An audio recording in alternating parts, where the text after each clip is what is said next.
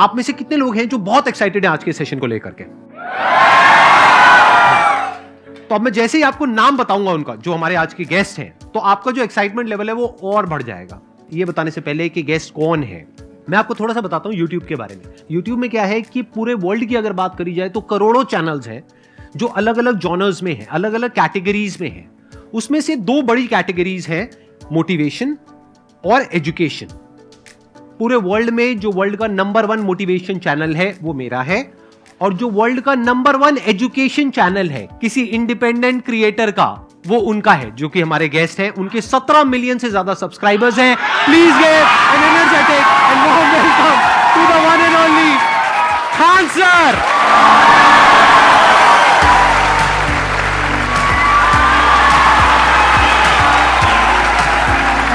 क्या हाल चाल जी, कैसे हैं आप?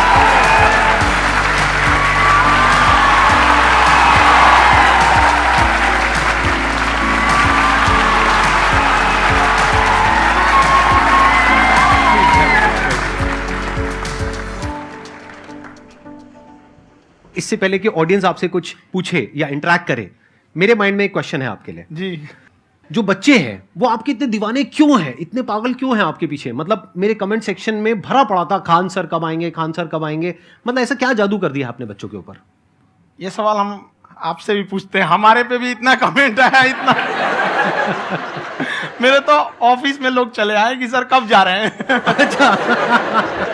क्योंकि हम लोग का तो एग्जैक्ट है, वही पढ़ाना है। हाँ। तो देखिए, हम लोग का मेन है कि बच्चों को जो जरूरत रहती है कि अगर लड़का पढ़ने आया रहा ना, उसके मन में कोई डाउट ना रह जाए। हम उसको कहते हैं कि हम तुम्हें पढ़ा रहे हैं, दम है तो भूल के दिखाओ, याद करके नहीं।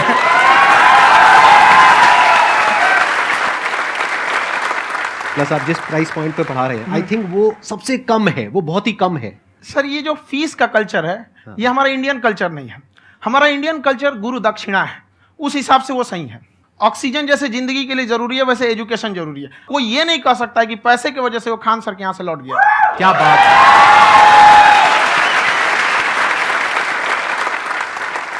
मैंने देखा कि आपका ये जो चैनल है कि ये पिछले 3 साल के अंदर अंदर ही ग्रो किया है। हमको जब चैनल शुरू हुआ तो एक दिन में हम 4-5 वीडियो बनाए।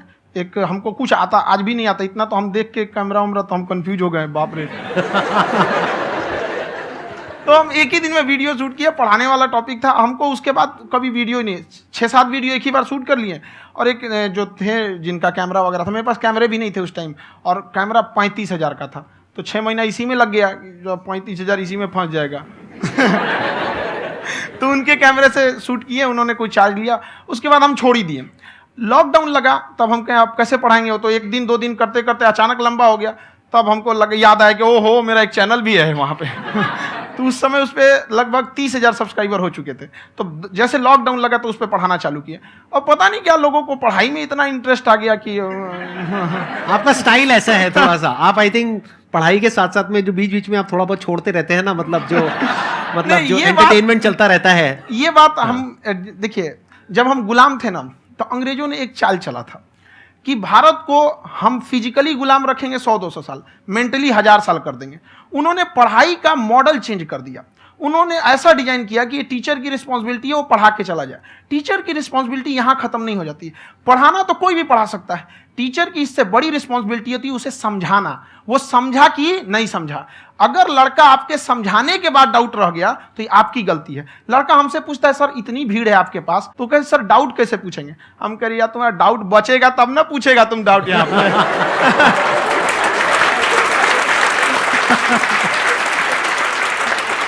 कॉन्फिडेंस नेक्स्ट लेवल है खान सर का, मानना पड़ेगा। और शायद यही वजह है इनकी जो ग्रोथ है उसका। किसी ने शायद सपने में भी नहीं सोचा होगा कि पिछले 2 साल के अंदर अंदर जो आपके चैनल की ग्रोथ हुई है, जैसे आप खुद ही बता रहे हैं कि लॉकडाउन के टाइम पे आपके 30,000 के करीब सब्सक्राइबर्स थे, आज की डेट में 17 मिलियन है। और मेरा एक क्वेश्चन और है, इससे पहले कि ऑडियंस में से आपसे कोई क्वेश्चन पूछे, कि कई बार आप ऐसे भी टॉपिक्स टच करते हैं जो थोड़े से कंट्रोवर्शियल हैं या थोड़े से सेंसिटिव हैं, जिसके ऊपर बात करने की हिम्मत आई थिंक बहुत ही कम लोगों में है।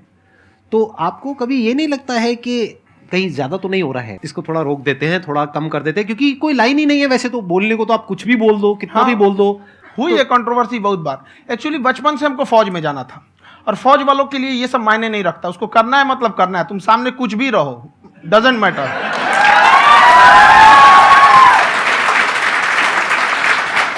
और मैंने YouTube पे देखा कुछ वीडियोस में कि आपका जो इंस्टीट्यूट है वहां पर आज से कुछ साल पहले कुछ बम गिरे थे। हाँ, कुछ गिरे थे, कुछ तो बहुत सॉलिड जगह गिरा था, फटा नहीं वो। मतलब आपके आसपास? हाँ, बम को भी पता है कि टीचर की इज्जत किया जाता है। क्या बात है, क्या बात है। मैं समझ पा रहा हूं कि ये आपके अंदर जो एटीट्यूड है ये कहां से आ रहा है, क्योंकि आप बचपन से ही फौज में जाना चाहते थे, तो आप जंग के मैदान में ही खड़े हैं एक तरीके से। बस फर्क ये है कि आपके हाथ में कलम है, हथियार ना हो करके। हथियार से एक आदमी की जान जा सकती है, हाँ। कलम से बहुत ताकत होता है। शिक्षा एक ऐसा हथियार है ना, हर कुरीतियों से लड़ सकता है, हर तरह की समस्याओं से। और ये एक ऐसा हथियार है, मेटल डिटेक्टर में भी नहीं पकड़ाता है।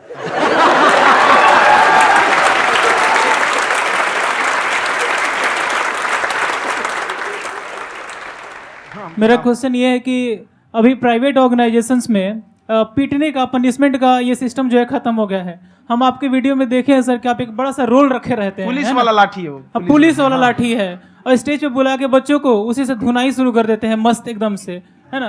तो सर मतलब कि बच्चे मतलब कि डरते नहीं हैं आपसे, और इस तरीके से कैसे कनेक्टेड हैं आपसे, है ना। और एक और क्वेश्चन सर, यूपीएससी का जो आप अपना बैच स्टार्ट करने वाले हैं, ठीक है, उसके बारे में बताइए सर, क्योंकि मुझे मतलब कुछ इशू करना है सर, ठीक है। और संदीप सर को देख लिए, मेरा तो वैसे ही हो जाना है।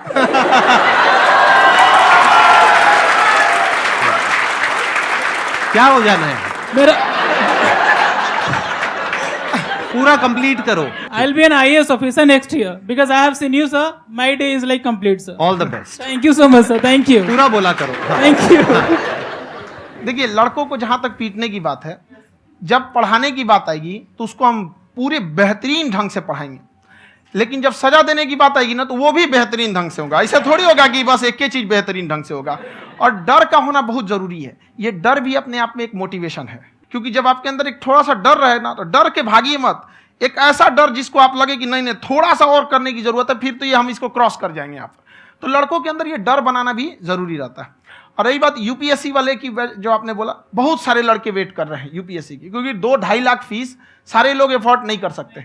और हमारा वही रहता है, हम तो ज़्यादातर हमारे स्टूडेंट देखेंगे तो किसी के रिक्शा वाला, सब्जी वाला, यही लोग, इनको तो 2.5 लाख रुपया, इनके पास पूरी संपत्ति नहीं होती है, फीस कहाँ से भरेंगे वहाँ पे, उसके बाद रहेंगे कहाँ से। तो ऑल ओवर इंडिया से, कश्मीर से कन्याकुमारी तक, गरीब से गरीब भी लड़का उसको पढ़ सकता है। यही कुछ 1000 रुपये मंथली, 12-14 हज़ार साल का पड़ेगा, खत्म हो जाएगा इतना में।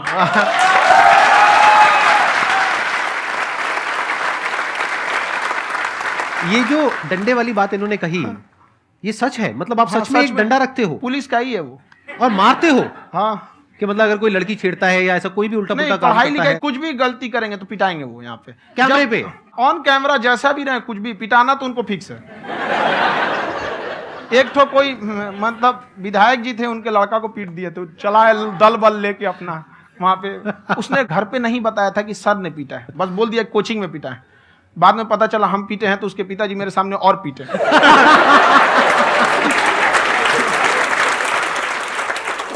सर आपका सबसे बड़ा डर क्या है, आप दोनों का? फौजी को डरे नहीं लगता है, बाकी अफसर से पूछिए।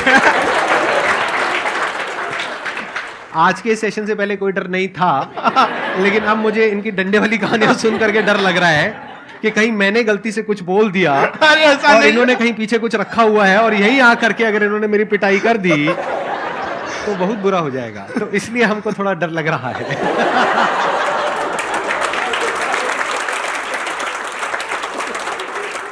आपकी डेली कितने घंटे क्लासेस होती हैं? 6-7 घंटे। अभी भी खुद ही करते हो आप? हाँ, जो भी हमारे classes स्टाफ करते हो। परेशान रहते हैं। हम 1:30-2 बजे सोते हैं, सुबह 6 बजे उठ जाते हैं, परेशान रहते हैं। यार इतना क्यों करते हो, है ना? कभी क्योंकि तो उनको कुछ भी नहीं साथ-साथ करते। लगना पड़ता है ना। उनको साथ-साथ लगना पड़ता है। हम जग गए हैं तो कोई सोया थोड़ी रहेगा, परेशान रहता, दिन में सोते ही नहीं है, बेचारा कहीं कहीं जाके सोते रहता है। तो हम सीट बांध दिए कि भाई तुम इस समय सो जाना, तुम इधर सो जाना। आपकी शादी हो गई है नहीं हुई अभी?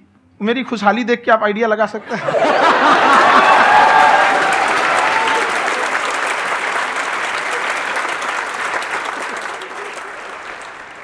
First of all I would like to say sir thank you so much to you and to your team कि आपने मुझे यहाँ आने का मौका दिया। एंड सर अब तक मैंने आपको सिर्फ फ़ोन या लैपटॉप में ही देखा है दोनों को, आज फर्स्ट टाइम लाइव देख रही हूँ तो बहुत अच्छा लग रहा है। तो मेरा क्वेश्चन ये है सर आपसे, जब हम लाइफ में कोई डिसीज़न लेते हैं कि हमें ये पर्टिकुलर चीज़ करनी है, और क्योंकि हम डिसीजन लेते हैं तो हमारी आदत है कि पहले हम 4 लोगों से पूछते हैं कि तू बता तेरी क्या राय है, तू बता तेरी क्या राय है। तो उनमें से अगर कोई हमें कह देता है कि ये बेकार डिसीजन है मत कर, तो हमारा माइंड कहीं ना कहीं डाइवर्ट होने लगता है और उसकी वजह से हम अपना डिसीजन चेंज कर देते हैं। तो मेरा क्वेश्चन ये है कि कैसे हम अपने डिसीजन पे स्टिक रहे, कैसे हम जो दूसरे के ओपिनियन है उनको अफेक्ट ना होने दें अपने ऊपर। दूसरे से सलाह लेने से पहले एक बार खुद उस पर रिसर्च कर लेना चाहिए, ताकि आप सामने वाला क्या सलाह दे रहा है आपको समझ में आना चाहिए। यहाँ पर ऐसा नहीं है कि कई बार ऐसे होते हैं कि दूसरे वाले को एक्सपीरियंस होता है, तो अगर आपको पहले से आइडिया है, उसके बारे में आप बेहतरीन ढंग से रिसर्च किए हैं कि क्या इसमें प्लस पॉइंट है क्या निगेटिव है, उसके बाद आप किसी से सलाह लेने जाइए। ये नहीं कि मन में आया सीधा बताओ गड़बड़ा जाएगा। तो वहाँ पे पहले आपको R&D करना पड़ता है, समझ में आया कि नहीं। और जिंदगी हो या गाड़ी, जीतेगा वही जो टाइम पे गियर चेंज कर रहा है। तो डिसीजन चेंज करना बहुत ज़्यादा गलत नहीं है। इन्होंने बहुत अच्छी बात कही है और मैं इसी बात में थोड़ा सा और ऐड ऑन करूंगा कि ये जो आपने कहा ना कि अपने डिसीजन पे स्टिक कैसे रहें, ये कोई अच्छी क्वालिटी नहीं है, क्योंकि टाइम टू टाइम आपको अपने डिसीजंस को चेंज करना होता है। जैसे आपने 4 लोगों से डिस्कस किया, कोई इंसान कुछ पॉजिटिव बोल रहा है, कोई नेगेटिव बोल रहा है, उससे फर्क नहीं पड़ना चाहिए। डिपेंड ये करता है कि वो जो बोल रहा है उसका बेसिस क्या है। क्या वो किसी नॉलेज या एक्सपीरियंस के बेस पे बोल रहा है या ऐसे ही कुछ भी बोल रहा है? ऐसे ही बोल रहा है तो फिर उसकी बात पे ध्यान क्यों दे रहे हो? अगर किसी नॉलेज या एक्सपीरियंस के बेस पे बोल रहा है, फिर चाहे वो पॉजिटिव बोल रहा है चाहे नेगेटिव बोल रहा है, दोनों ही मायने रखता है। उसके बाद में रिसर्च करनी है और फिर रिसर्च करने के बाद में फाइनल डिसीजन अपना खुद का होना चाहिए। अब वो डिसीजन उससे अलग भी हो सकता है जो आपने पहले लिया था, और वो सेम भी हो सकता है। सर मेरा क्वेश्चन दोनों से है आपसे, how to deal procrastination and laziness. हमारा ब्रेन है ना, ये बहुत आलसी टाइप का, इसको आराम खोजना पसंद है। अब थोड़ा सा भी अब इसको आराम की ओर लेके चलेगा ना तो फिर उधर ही रहेगा। आप सोचेंगे 10 मिनट आराम कर लेते हैं ना, तो 10 मिनट 2 घंटा बना देगा। उसको टॉर्चर कीजिए, चल 10 मिनट बाद में। उसको आप उस पर हावी में, वो कह रहा है कि हमको आराम चाहिए, आपको यहाँ आराम मिलेगा, पहले काम फिर मिलेगा आराम। तो आप उसके हिसाब से मत चल। आपका मन कर रहा है थोड़ा सा देख लेते हैं, कोई नोटिफिकेशन आया, आप कोई काम कर रहे हैं, क्यों पहले काम कर लीजिए, बाद में देखिएगा ना नोटिफिकेशन।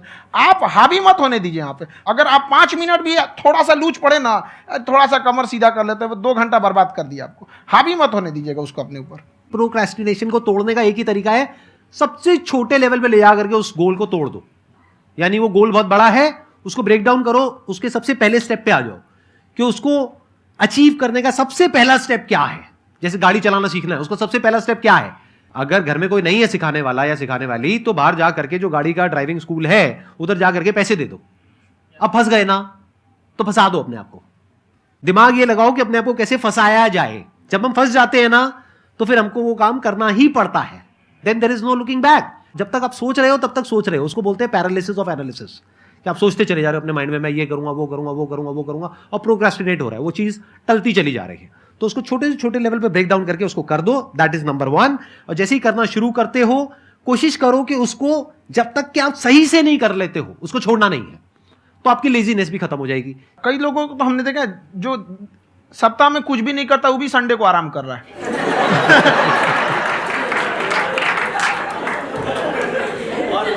वैसे कहा भी जाता है कि अगर कोई काम आपको करवाना है ना, तो ऐसे किसी इंसान को दो जो बिजी है। हाँ। ऐसे आदमी को मत दो जो खाली है। ये परफेक्ट एग्जाम। किसी को भी आप देखिएगा जिसको आप कहते हैं कि मतलब थोड़ा ठीक ठाक आप समझते हैं कि नहीं ये बहुत आगे निकल, वो एक काम को खत्म करने के बाद कभी आराम नहीं करेगा। एक काम खत्म हुआ उसको लगेगा हाँ एक खत्म हो गया, अब दूसरा करना चाहिए। और वही जिसको देखिएगा एक खत्म हो गया और आराम करना चाहिए, कभी नहीं, लाइफ में आखिरी सांस तक। सर यहाँ पे सब हिंदी में पूछते हैं, इंग्लिश में पूछते हैं, मैं भोजपुरी में पूछूं? जौन भाषा ठीक लगे तोने में पूछ दो। हाँ सर।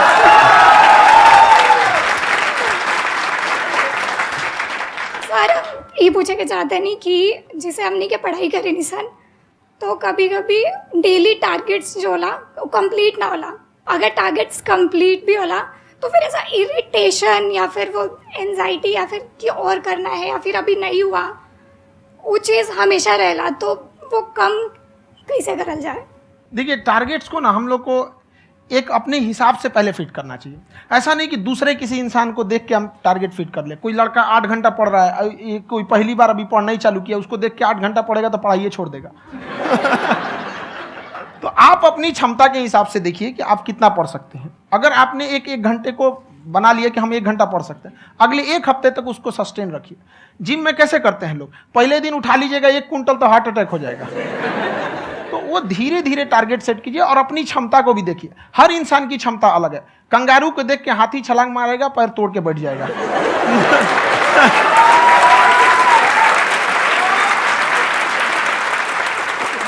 अब संदीप सर का मोटिवेशन देख के इसका मतलब क्या कि ट्रेन के आगे खड़ा हो जाएंगे, ढकेल देंगे तुमको। हालांकि ऐसा कर देते हैं, लेकिन ऐसा करिएगा लोग नहीं, क्षमता पता होना चाहिए। आपके अंदर एंजाइटी हो रही है कि मैंने कर तो लिया है, आप ये नहीं कह रहे कि मैंने कुछ भी नहीं किया है फिर मेरे को एंजाइटी हो रही है, आप ये कह रहे हो मैंने काफी कुछ कर लिया है फिर भी एंजाइटी हो रही है कि कहीं कुछ छूट तो नहीं गया है। तो बेसिकली आपको ये देखना है कि अगर आपके अंदर ये एंजाइटी हो रही है, that means you are a very good student, आप एक अच्छे स्टूडेंट हो। क्यों? क्योंकि बहुत सारे स्टूडेंट्स तो ऐसे हैं उनको पढ़ने के नाम से एंजाइटी होती है। तो आपको एंजाइटी हो रही है कि मैंने पढ़ लिया, दिन में मानो 8 घंटे का आपने टारगेट सेट किया और 6 घंटे पढ़ लिया, या मान लो 8 घंटे भी पढ़ लिया, फिर भी एंजाइटी हो रही है कि मैंने 10 घंटे नहीं पढ़ा। तो ये तो अच्छी क्वालिटी है ना, ये तो एक ब्रिलियंट स्टूडेंट की क्वालिटी है, क्योंकि एंजाइटी उसी को होती है जो केयर करता है, जिसको परवाह है, उसी की तो एंजाइटी होती है। जैसे माँ को अपने बच्चे की, जैसे एक माँ को अपने बच्चे के, जैसे एक माँ को अपने बच्चे को लेकर के एंजाइटी होती है। हंस लो मजाक उड़ा लो मेरा। कोई बात नहीं, एडिट कर देंगे इसको हम। हाँ।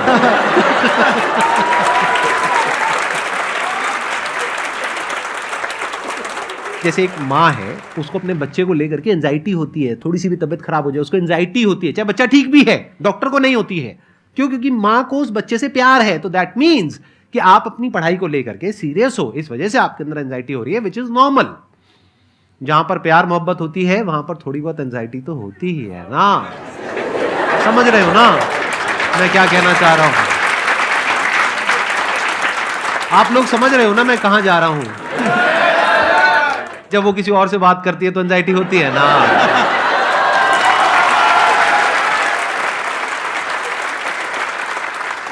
सर, आपकी स्टोरी हमने सुनी थी, तो एक टाइम आया था जब आप गंगा किनारे जाके बैठ गए थे, उस समय आपको कुछ समझ नहीं आ रहा था।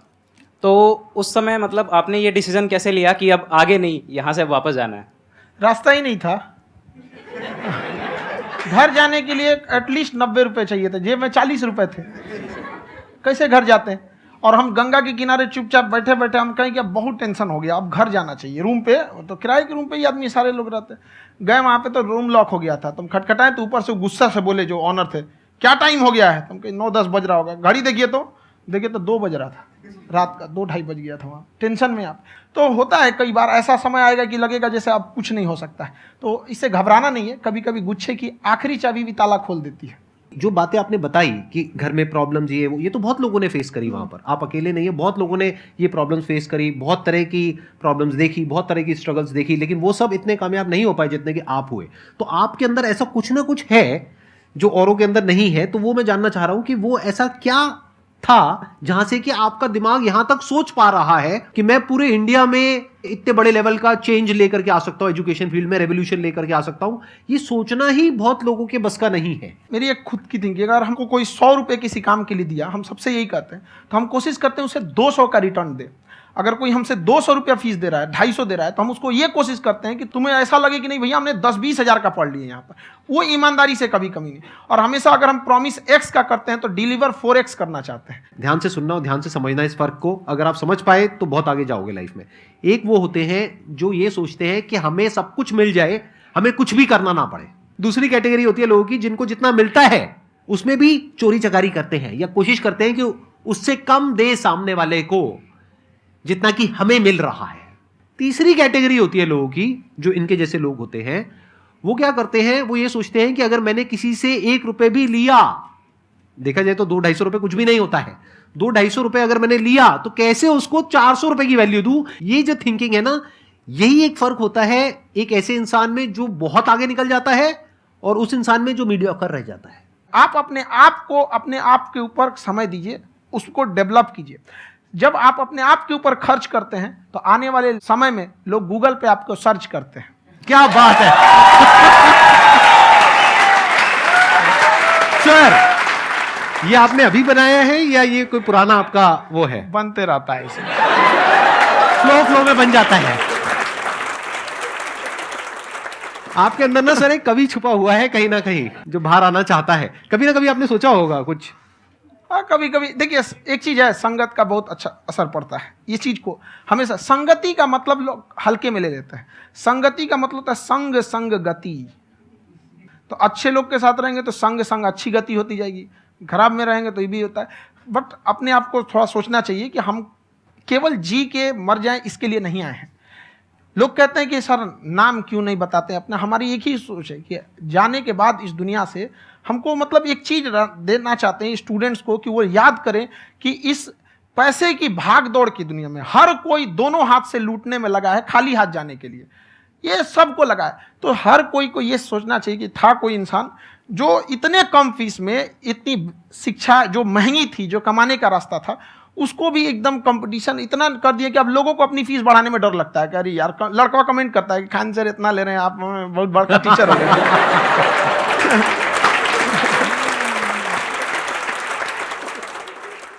खान सर की एक क्लिप है, ये समय और समझदारी में बहुत फ़र्क होता है। अगर समय रहते समझदारी आ गई तो इंसान कामयाब हो गया, लेकिन अगर समय चला गया फिर समझदारी आई फिर तो बेकार है।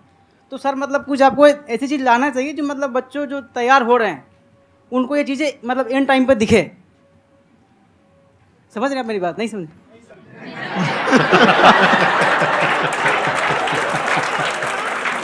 यही होता है सर का मोटिवेशन ज्यादा हो जाता है। जब आप स्ट्रगलिंग फेज में हैं तो कम से कम चीजों को अपने ऊपर खर्च कीजिए, ज्यादा से ज्यादा सीखने में खर्च कीजिए। अगर आपको राजा बनने का शौक है तो गुलाम की तरह मेहनत करना सीखिए, तब राजा बनना।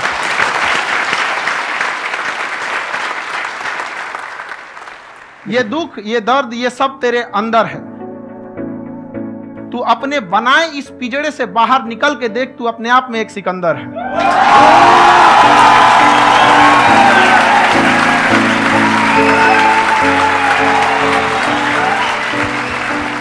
Thank you so much sir for coming. बहुत मजा आया मेरे को आपके साथ में इंटरेक्ट करके। आई एम श्योर आप लोगों को भी बहुत मजा आया होगा।